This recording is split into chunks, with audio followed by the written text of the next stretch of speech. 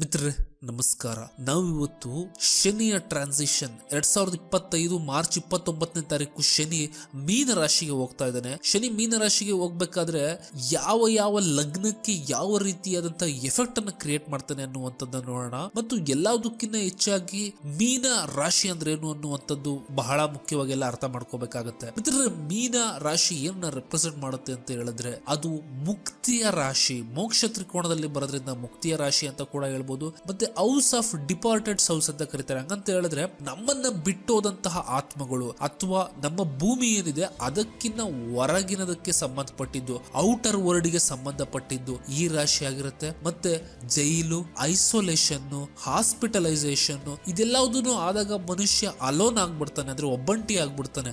ಇದನ್ನು ಕೂಡ ರೆಪ್ರೆಸೆಂಟ್ ಮಾಡುವಂತದ್ದು ಮೀನ ರಾಶಿನೇ. ಮತ್ತೆ ಇದು ಇನ್ನೊಂದನ್ನ ರೆಪ್ರೆಸೆಂಟ್ ಮಾಡುತ್ತದೆ ಏನಂತ ಹೇಳಿದ್ರೆ ಡೊನೇಷನ್, ಮೆಡಿಟೇಷನ್, ಎಲ್ಲಾ ಸ್ಪಿರಿಚುವಲ್ ಆಕ್ಟಿವಿಟಿಗಳನ್ನ ರೆಪ್ರೆಸೆಂಟ್ ಮಾಡುವಂತದ್ದು ಈ ರಾಶಿ ಆಗಿರ್ತದೆ. ಮತ್ತೆ ಇನ್ನೇನನ್ನ ಇದು ರೆಪ್ರೆಸೆಂಟ್ ಮಾಡುತ್ತೆ ಅಂತ ನೋಡೋದಾಯ್ತು ಅಂತ ಹೇಳಿದ್ರೆ ಇಮ್ಯಾಜಿನೇಷನ್, ಕಂಪ್ಯಾಷನ್, ಎಂಪತಿ ಮತ್ತು ಒಂದು ಡಿವೋಷನ್ ಅನ್ನ ರೆಪ್ರೆಸೆಂಟ್ ಮಾಡುತ್ತೆ. ಅದಕ್ಕೆ ಡಿವೋಷನ್ ಅನ್ನ ರೆಪ್ರೆಸೆಂಟ್ ಮಾಡುವ ಗ್ರಹ ಯಾವುದು? ಶುಕ್ರ ರೆಪ್ರೆಸೆಂಟ್ ಮಾಡುತ್ತೆ. ಆ ಶುಕ್ರ ಉಚ್ಚ ಸ್ಥಾನಕ್ಕೆ ಎಲ್ಲಿ ಹೋಗ್ತಾನೆ ಅಂತ ಹೇಳಿದ್ರೆ ಮೀನದಲ್ಲಿ ಹೋಗ್ತಾನೆ. ಸೊ ಇದೆಲ್ಲದನ್ನು ಕೂಡ ರೆಪ್ರೆಸೆಂಟ್ ಮಾಡುವಂತದ್ದು ಮೀನ ರಾಶಿ ಆಗಿರುತ್ತೆ. ಮತ್ತು ಡ್ಯೂಯಲ್ ಸೈನ್ಸ್ ಕೂಡ ಆಗಿರೋದ್ರಿಂದ ಇದನ್ನ ಜೀವರಾಶಿ ಅಂತ ಕೂಡ ಕರೀಬಹುದು. ಇಂತಹ ಜೀವರಾಶಿಗೆ ಫಸ್ಟ್ ಗ್ರೇಡೆಡ್ ಮ್ಯಾಲಿಫಿಕ್ ಆದಂತಹ ಶನಿಯ ಪ್ರವೇಶ ಆಗ್ತಾ ಇದೆ. ಅದು ಅಲ್ಲದೆ ಸುಮಾರು 50 ದಿನಕ್ಕಿಂತ ಹೆಚ್ಚಾಗಿ ಶನಿ ಇನ್ನೊಂದು ಮ್ಯಾಲಿಫಿಕ್ ಆದಂತಹ ಮೀನದಲ್ಲಿ ಆಲ್ರೆಡಿ ಇರುವಂತಹ ರಾಹುವನ್ನ ಶನಿ ಮೀಟ್ ಮಾಡಕ್ ಹೋಗ್ತಾ ಇದ್ದಾನೆ. ಇದರಿಂದ ಬೇರೆ ಬೇರೆ ಲಗ್ನಕ್ಕೆ ಯಾವ ರೀತಿಯಾದಂತಹ ರಿಸಲ್ಟ್ ಗಳಾಗುತ್ತೆ ಅನ್ನುವಂಥದ್ದನ್ನ ನೋಡೋಣ. ಮಿತ್ರರೇ, ಇನ್ನ ಶನಿಯ ಒಂದು ಮೀನದ ಟ್ರಾನ್ಸಿಷನ್ ಮೀನ ಲಗ್ನದವ್ರಿಗೆ ಹೇಗಿರುತ್ತೆ ಅಂತ ನೋಡೋದಾಯ್ತು ಅಂತ ಹೇಳಿದ್ರೆ ಲಗ್ನದಲ್ಲೇನೆ ಮೀನ ಲಗ್ನಕ್ಕೆ 11 ಮತ್ತು 12ನೇ ಮನೆ ಆದಂತಹ ಶನಿ ಲಗ್ನದಲ್ಲೇ ಟ್ರಾನ್ಸಿಷನ್ ಆಗ್ತಾ ಇದೆ. ಆತನ ಜೊತೆ ರಾಹು ಬೇರೆ ಜಾಯ್ನ್ ಆಗಿದ್ದಾರೆ. ಮಿತ್ರರೇ, ಪಾರಶರರು ಏನಂತ ಹೇಳ್ತಾರೆ ಅಂತ ಹೇಳಿದ್ರೆ ಈ 6, 8, 12 ಎಲ್ಲಾರು ನೆಗೆಟಿವ್ ಓಸಸ್ ಅಂತ ಕನ್ಸಿಡರ್ ಮಾಡ್ಕೋತಾರೆ. ಬಟ್ ಅದಕ್ಕಿನ್ನ ನೆಗೆಟಿವ್ ಯಾವುದು ಅಂತ ಹೇಳಿದ್ರೆ 3, 6 ಮತ್ತು 11 ಅಂತಾರೆ. ಸೊ ಹೀಗೆ 11 ಮತ್ತು 12ನೇ ಮನೆ ಫಸ್ಟ್ ರೇಟೆಡ್ ಮ್ಯಾಲಿಫಿಕ್ ಆದಂತಹ ಶನಿ ಈ ಮೀನ ಲಗ್ನಕ್ಕೆ ಲಗ್ನದಲ್ಲೇ ಟ್ರಾನ್ಸಿಷನ್ ಆಗ್ತಾ ಇದ್ದಾನೆ.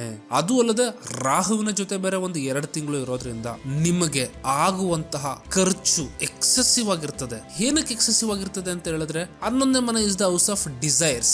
ನಿಮ್ಮ ಆಸೆಗಳನ್ನ ಪೂರೈಸ್ಕೊಳ್ಳೋದಕ್ಕೆ ನೀವು ಖರ್ಚು ಮಾಡ್ತೀರಾ, ಆದ್ರೆ ಖರ್ಚೇನೋ ಮಾಡ್ತೀರಾ. ಬಟ್ ಮೀನ ಲಗ್ನ ಬಂದ್ಬಿಟ್ಟು ಅಥವಾ ಮೀನ ರಾಶಿಯಲ್ಲಿರೋದೇನು ವಾಟರಿ ಸೈನು, ತುಂಬಾ ಇರಿಟೇಷನ್ ಫೀಲ್ ಆಗುತ್ತೆ ನಿಮ್ಗೆ. ಸೊ ಇಷ್ಟು ಖರ್ಚು ಮಾಡಬಾರ್ದಾಗಿತ್ತು, ಮಾಡ್ಬಿಟ್ಟೆ ಅಂತ ಹೇಳಿ. ಸೊ ವಾಟರಿ ಸೈನ್ ಏನನ್ನ ತೋರಿಸುತ್ತೆ? ಎಮೋಷನ್ಸ್ ಅನ್ನ ತೋರಿಸುತ್ತೆ. ಸೊ ಎಮೋಷನಲ್ ಆಗಿ ಖರ್ಚು ಮಾಡ್ಬಿಡ್ತೀರಾ ದುಡ್ಡನ್ನ, ತಗೊಂಬಿಡೋಣ ತಗೊಂಬಿಡೋಣ ಅಂತ ಹೇಳ್ಬಿಟ್ಟು ನಿಮ್ಮ ಆಸೆನ ಪೂರೈಸ್ಕೊಳ್ಳೋದಕ್ಕೆ. ಆದ್ರೆ ಖರ್ಚು ಮಾಡದ್ಮೇಲೆ ನಿಮ್ಗೆ ಬಹಳ ಇರಿಟೇಷನ್ ಆಗುತ್ತೆ, ಇನ್ಸ್ಟೆಬಿಲಿಟಿ ಕ್ರಿಯೇಟ್ ಆಗುತ್ತೆ. ಯಾಕೆ ಅಂತ ಹೇಳಿದ್ರೆ ಇಷ್ಟೊಂದು ಖರ್ಚು ಮಾಡ್ಬಿಟ್ನಲ್ಲ, ಮುಂದೆ ಹೇಗೆ ಅನ್ನುವಂತಹ ಒಂದಿಷ್ಟು ಪ್ರಾಬ್ಲಮ್ಗಳು ನಿಮ್ಗೆ ಕ್ರಿಯೇಟ್ ಆಗ್ತವೆ.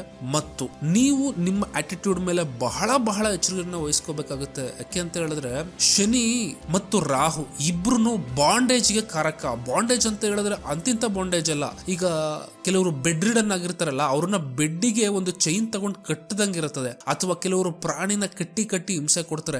ಇವೆರಡಕ್ಕೆ ಕಾರಕ ಯಾವುದು ಅಂತ ಹೇಳಿದ್ರೆ ಶನಿ ಮತ್ತು ರಾಹು ಆಗ್ತಾರೆ. ಇದು ನಿಮ್ಮ ಲಗ್ನದಲ್ಲೇ ಇರೋದ್ರಿಂದ ಬಹಳ ಕೇರ್ಫುಲ್ ಆಗಿರ್ಬೇಕಾಗತ್ತೆ. ಯಾಕೆ ಅಂತ ಹೇಳಿದ್ರೆ ನಿಮ್ಮ ಆಟಿಟ್ಯೂಡ್ ಇಂದ ಆಗುವಂತಹ ತಪ್ಪುಗಳು ಹೇಗಿರ್ತವೆ ಅಂತ ಹೇಳಿದ್ರೆ ಸರಿಪಡಿಸ್ಕೊಳ್ಳೋದಕ್ಕೆ ಕಷ್ಟ ಆಗ್ಬಹುದು. ಆ ರೀತಿಯಾದಂತಹ ಪ್ರಾಬ್ಲಮ್ಗಳನ್ನ ಇದು ಕ್ರಿಯೇಟ್ ಮಾಡಬಹುದು. ಮೀನ ಲಗ್ನದವ್ರಿಗೆ ಇದು ತುಂಬಾ ವರ್ಸ್ಟ್ ಟ್ರಾನ್ಸಿಷನ್ ಅಂತ ಕೂಡ ಕರಿಬಹುದು. ಬಟ್ ನಾನು ತೀರಾ ಎದುರಿಸ್ತಿಲ್ಲ, ಆಮೇಲೆ ಅವ್ರು ನಿಮ್ಗೆ ರೆಮಿಡಿಗಳು ಹೇಳ್ತೀನಿ. ಅದು ಅಲ್ದಿರ ಈ ಶನಿಯ ಮತ್ತು ರಾಹುವಿನ ಒಂದು ಮ್ಯಾಲಿಫಿಕ್ ಆಸ್ಪೆಕ್ಟ್ ಅನ್ನುವಂಥದ್ದು ಮೀನ ಲಗ್ನದವರ 7ನೇ ಮನೆಗೆ ಹೋಗ್ತಾ ಇದೆ. 7ನೇ ಮನೆಯಲ್ಲಿ ಕೇತುವಿನ ಮೇಲೆ ಈ ಆಸ್ಪೆಕ್ಟ್ ಬೀಳ್ತಾ ಇರೋದ್ರಿಂದ ಸೊ ನಿಮ್ಮ ಫಿಸಿಕಲ್ ಇಂಟಿಮೆಸಿ ಅಂದ್ರೆ ಮದುವೆ ಆಗಿರೋರ್ಗೆ ಆ ಫಿಸಿಕಲ್ ಇಂಟಿಮೆಸಿ ಅಥವಾ ಮದುವೆ ಆಗದವ್ರ ಅವ್ರವ್ರ ಚಾಯ್ಸ್ ಮೇಲೆ ಡಿಪೆಂಡ್ ಬಹಳ ಪ್ರಾಬ್ಲಮ್ ನ ಕ್ರಿಯೇಟ್ ಮಾಡುತ್ತೆ. ಯಾಕೆ ಅಂತ ಹೇಳಿದ್ರೆ ಅಗ್ರೆಸಿವ್ ಆಗ್ತೀರಾ ನೀವು ಆ ವಿಷಯದಲ್ಲಿ. ಆದ್ರಿಂದ ಒಂದು ಡಿಸ್ಪ್ಯೂಟ್ ಗಳು ಕ್ರಿಯೇಟ್ ಆಗ್ತವೆ ಮತ್ತು ಲಾಸಸ್ ಗಳು ಕ್ರಿಯೇಟ್ ಆಗ್ತವೆ ಅಂತ ಕೂಡ ಹೇಳ್ಬೋದು. ಇನ್ನ 7ನೇ ಮನೆ is the house of business partnership ಅಂತ ಕೂಡ ಕರಿತೀವಿ. ಶನಿ ಮತ್ತೆ ರಾಹು ಚೀಟಿಂಗ್ ಕಾರಕ. ಸೊ ಈ ಬಿಸ್ನೆಸ್ ಪಾರ್ಟ್ನರ್ಶಿಪ್ ಅಲ್ಲಿ ನೀವೇನಾದ್ರೂ ಚೀಟ್ ಆಗುವಂತಹ ಸಂಭಾವನೆ ಇರ್ತವೆ. ಆದ್ರಿಂದ ನೀವು ಹುಷಾರಾಗಿ ನೋಡ್ಕೋಬೇಕು. ಯಾಕಂತ ಹೇಳಿದ್ರೆ ಶನಿ 12ನೇ ಮನೆಯನ್ನು ಕೂಡ ರೂಲ್ ಮಾಡ್ತಿರೋದ್ರಿಂದ there is are chances that ನೀವು ಅದಕ್ಕೆ ಲಾಸ್ ಕೂಡ ಅನುಭವಿಸಬಹುದು. ಬಟ್ ಇದೆಲ್ಲದನ್ನು ಗುರು ದಶೆಯಲ್ಲಿತ್ತು ಅಂತ ಹೇಳಿದ್ರೆ, ಶನಿ ದಶೆಯಲ್ಲಿತ್ತು ಅಂತ ಹೇಳಿದ್ರೆ, ಅಥವಾ ಲಗ್ನದಲ್ಲಿ ಯಾವ್ದಾದ್ರು ಪ್ಲಾನೆಟ್ಸ್ ಗಳು ಕುತ್ಕೊಂಡಿತ್ತು ಅಥವಾ 7ನೇ ಮನೆಯಲ್ಲಿ ಕುತ್ಕೊಂಡಿತ್ತು ಅಂತ ಹೇಳಿದ್ರೆ ಆಗ ನಿಮ್ಗೆ ಪ್ರಾಮಿನೆಂಟ್ ಆಗಿ ಇವುಗಳ ಒಂದು ರಿಸಲ್ಟ್ ಫೀಲ್ ಆಗುತ್ತೆ ಅಂತ ಹೇಳ್ಬೋದು. ಸೊ ಈ ಪ್ರಾಬ್ಲಮ್ಸ್ ಗಳಿಗೆ ಏನು ರೆಮಿಡಿ ಅಂತ ನೋಡೋದಾಯ್ತು ಅಂತ ಹೇಳಿದ್ರೆ, ಶನಿ 12ನೇ ಮನೆಯನ್ನು ಕೂಡ ರೂಲ್ ಮಾಡೋದ್ರಿಂದ ಹೌಸ್ ಆಫ್ ಐಸೋಲೇಷನ್, ನೀವು ಐಸೋಲೇಟ್ ಆಗ್ಬೇಕಾಗುತ್ತೆ ಇಡೀ ಪ್ರಪಂಚದಿಂದ. ಲೆಟ್ಸ್ ಸೇ ಈಗ ಕೆಲವರು ವಿಪಾಸನ ಮೆಡಿಟೇಷನ್ ಅದು ಇದು ಅಂತ ಹೇಳ್ತಾರೆ. ಈ ರೀತಿ ಯಾವ್ದಾದ್ರು ಕೋರ್ಸ್ ಗಳು ತಗೊಂಡು ಒಂದು 10 ಡೇಸ್ ಅಥವಾ 15 ಡೇಸ್ ಮೆಡಿಟೇಷನ್ ಗೆ ನೀವು ಹೋಗ್ಲೇಬೇಕಾಗುತ್ತೆ. ಯಾಕೆಂತ ಹೇಳಿದ್ರೆ ನಿಮ್ಮ ಲಗ್ನದಲ್ಲೇ ಆಗ್ತಾ ಇರೋದ್ರಿಂದ ಈ ಕಾಂಬಿನೇಷನ್ ಎಲ್ರಿಗಿನ್ನ ನಿಮಗೆ ಜಾಸ್ತಿ ಎಫೆಕ್ಟ್ ಆಗುತ್ತೆ, ನಿಮ್ಮ ಹೆಲ್ತ್ ಗೆ ಎಫೆಕ್ಟ್ ಆಗುತ್ತೆ ಎಸ್ಪೆಷಲಿ.